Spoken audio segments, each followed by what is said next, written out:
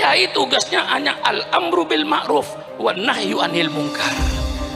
Maka kalau ada, maaf pemerintah, maaf Pak Menteri, maaf Pak Wali Kota, maaf Pak Bupati, kalau dia kiai berbeda dengan pemerintah, itu kiai yang bagus, kiai yang peduli dengan negaranya, tidak mau kiai membiarkan negara ini hancur, tidak mau kiai membiarkan negara dalam kedoliman. Kiai tegur, kiai yang negor ini kiai yang baik, yang cinta negara, cinta bangsa. Kalau ada kiai berbeda, jangan ditangkap, jangan dipenjara. Kalau ada kiai berbeda, undang ke kantor kabupaten. Kiai wajib bicara politik supaya pelaku politik mempunyai akhlakul karimah, bukan pelaku politik yang preman, yang bajingan, yang akan merusak negara ini. Subhanallah walhamdulillah wa la ilaha illallah. Inilah saudara-saudara, tidak usah bicara soal perjuangan kiai. Kiai ini sudah pasti, nggak usah ditanya apa perjuangan kiai. Al-amru bil ma'ruf wan nahyu anil munkar. Itu saja kiai tugasnya itu.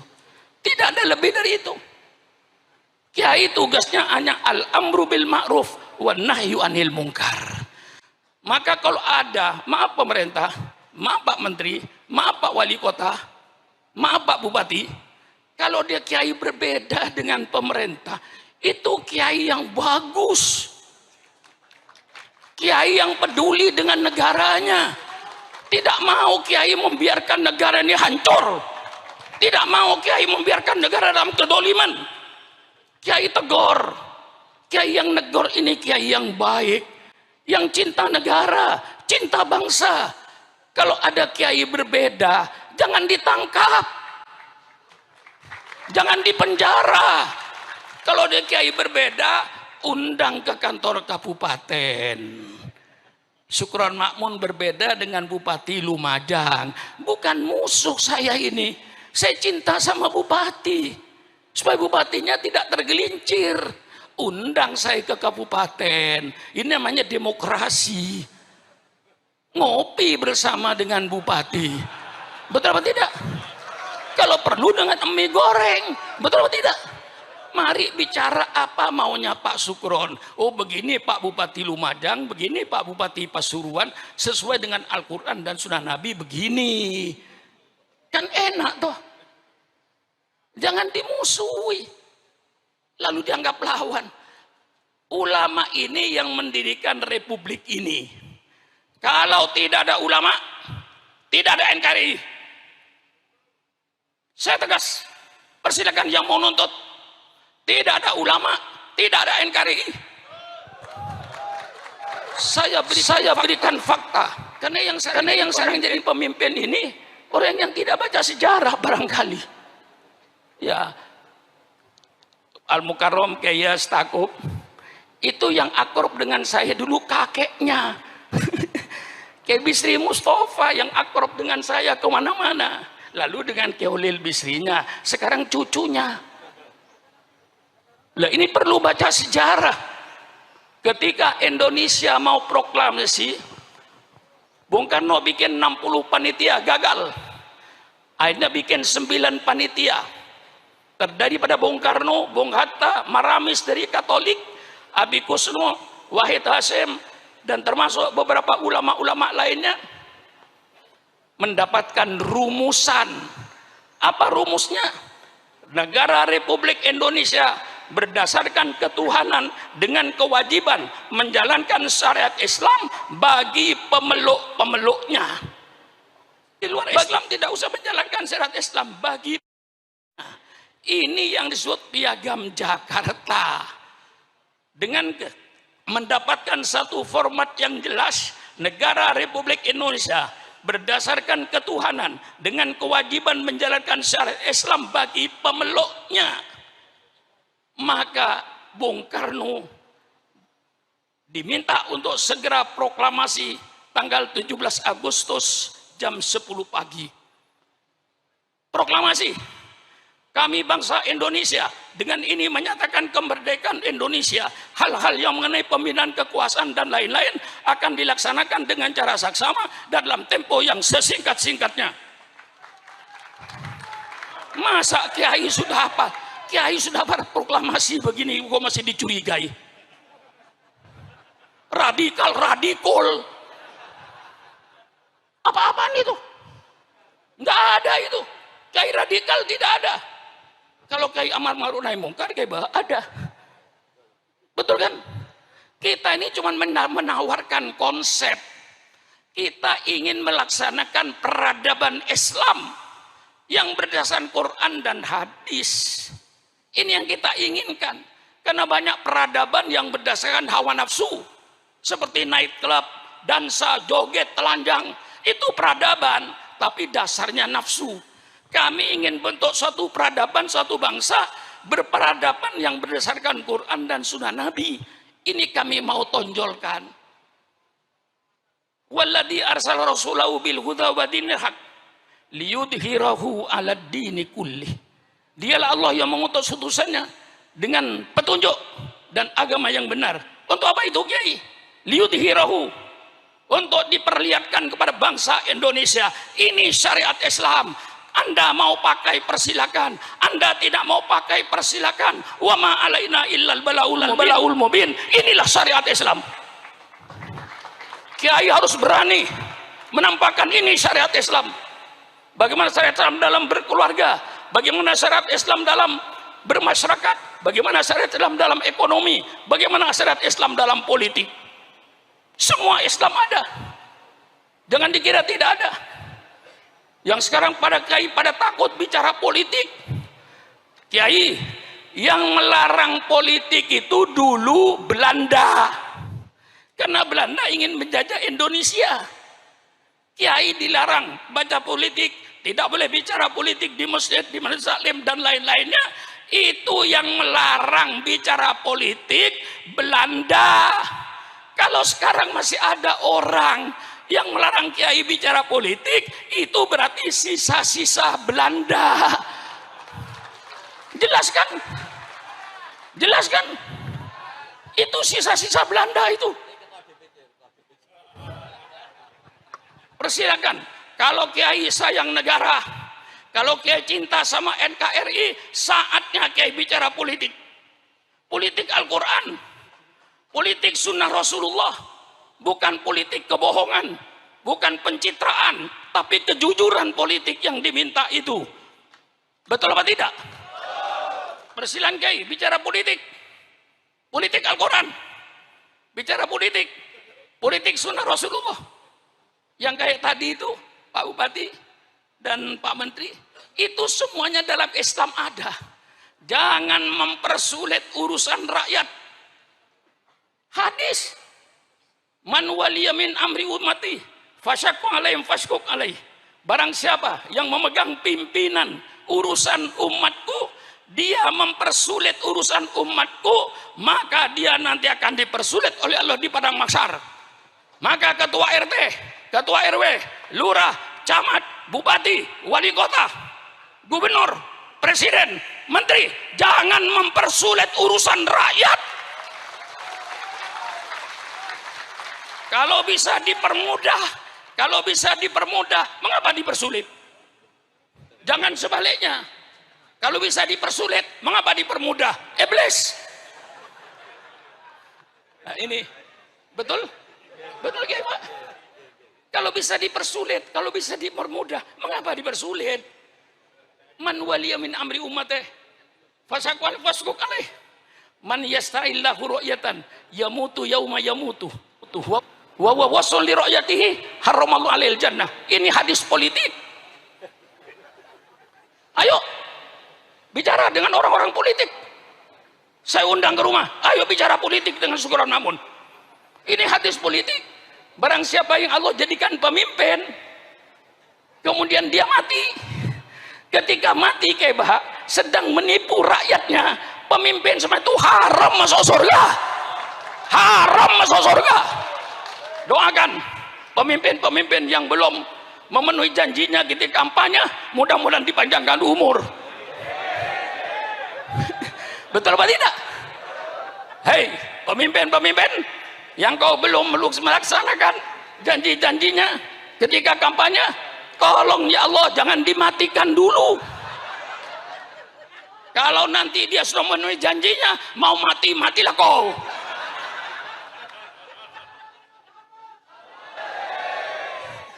Kurang apa saya ini? 83 tahun. Nggak pantas saya bicara begini nih. Bukan waktunya sudah. Giliran Kebaha ini. Nih. Dulu ayah beliau yang akrab dengan saya. Namanya Ki Nur Salim kan. Itu paling akrab dengan saya.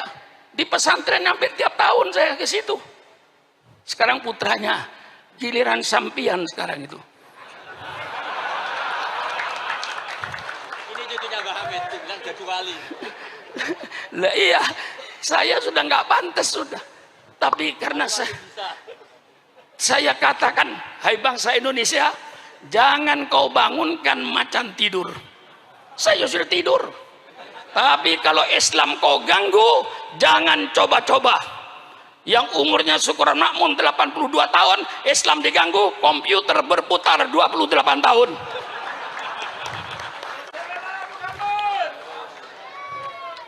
Betul? Betul.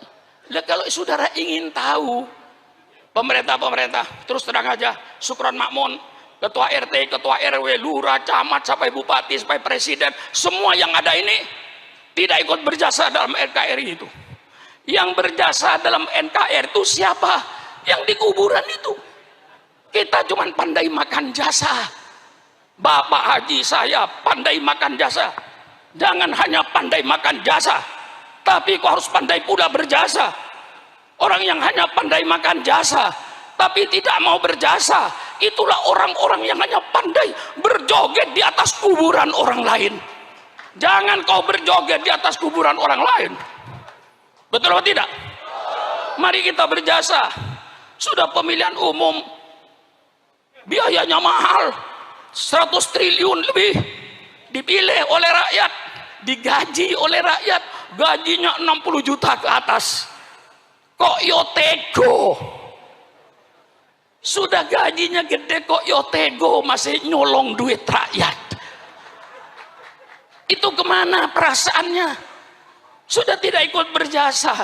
Yang berjasa pahlawan itu. Maka kalau pemerintah ingin tahu kontribusi umat Islam terhadap NKRI, saya katakan pemerintah, kalau pemerintah ingin tahu tentang bantuan umat Islam terhadap NKRI, tolong pemerintah adakan sensus kuburan. Loh, betul kan? Sensus kuburan. Tiap kabupaten ada Taman Pahlawan kan? Pasuruan ada, Probolinggo ada, Sidoarjo ada, Mojokerto ada Taman Pahlawan. Tolong pemerintah masuk Taman Pahlawan itu. Sensus, siapa nama, agama apa, siapa nama, agama apa, siapa nama, agama apa, siapa nama, agama apa. 99% darahnya umat Islam untuk NKRI. Jerit saya ini supaya paham semuanya itu. Sakit saya ini. Maka walaupun sakit-sakit, nggak bisa jalan, masih saya paksa. Soalnya Kiai Idris ketemu saya di kuburan Kiai Hamid. Ketika saya takziah ke kuburan, tolong Kiai nanti maulid kalau bisa datang usahakan iya. Nah, ya sudah, saya sudah mau berhenti juga.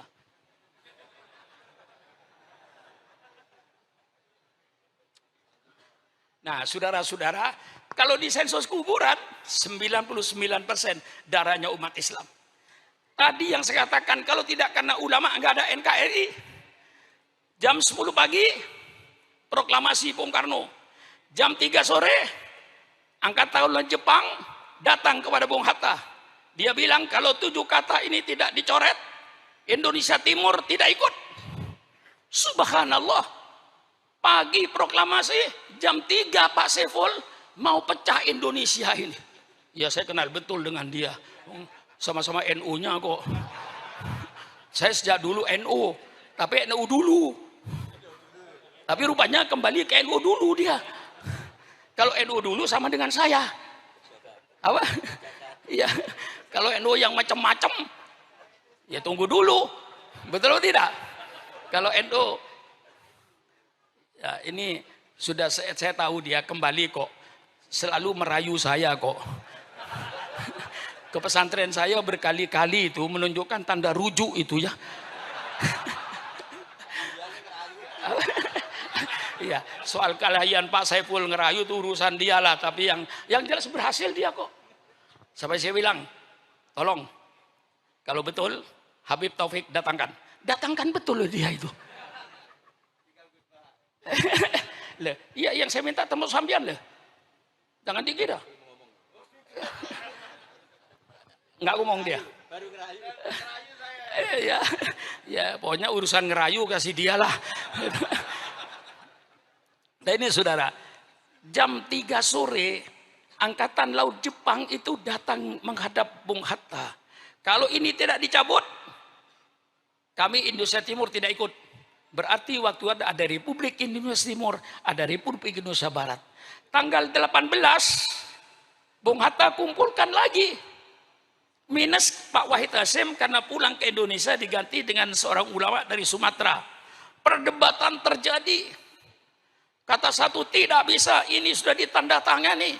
Kata satu gimana? Nah nanti kalau pecah Indonesia ini dengan lapang dada, wahai bangsa Indonesia dari Sabang sampai Merauke. Kalau tidak karena lapang dadanya para tokoh Islam waktu itu, NKRI tidak ada. Tegas saya, tangkap aja. Saya sudah umur 82 tahun loh. Di penjara tinggal wirid aja. Lah iya, saya sudah nggak ada apa-apa sekarang Pak Faibul. Nggak usah curiga dengan Sukron Makmun. Walaupun saya nanti aktif di NU, jangan curiga. Jangan curiga. Mau jadi menteri sudah ketuaan. Mau jadi DPR sudah ketuaan. Tidak ada yang ada depan saya kecuali kuburan.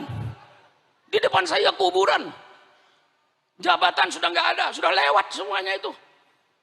Kalau saya masih umur 60 tahun, sampean boleh curiga saya, takut disaingi jabatannya. Takut berebut menteri. Tidak bakalan sekarang sudah sampean mau jadi menteri aja. Saya sudah lihat kuburan situ tuh. Nggak usah curiga. Ini umur sudah umur tambahan. Berdebat dengan lapang dada.